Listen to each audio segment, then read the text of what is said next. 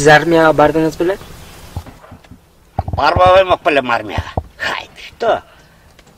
Армияга деген мен болгондо да морской службада болгом. Мурманскиде. Түшүнүп атасың? Кызыктуу окуялар болду беле? Конечно, кызыктуу окуялар көп болгон да.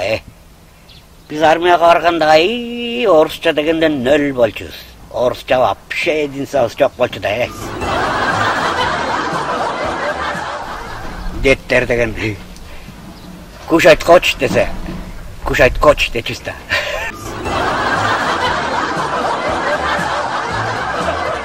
Анан жооп берип атасың да. Орусча ошону укканымды. Орусчалап атам деп тигини турап сүйлөпчү.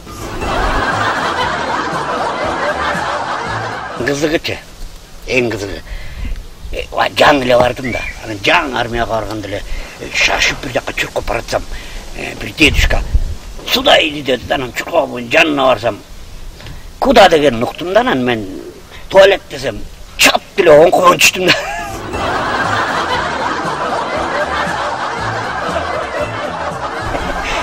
Көрсө родом откуда деп атыптыр да.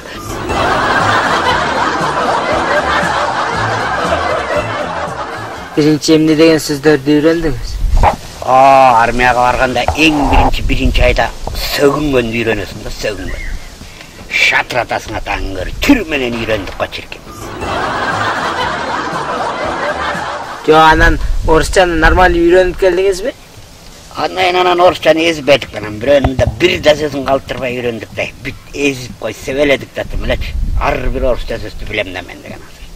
Ата, жөнөкөй эле сөз. Аблака деген сөз эмне экенин билесизби?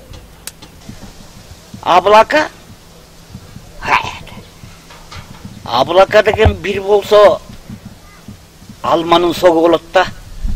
Болбосо аблака деген орусча сөз жок.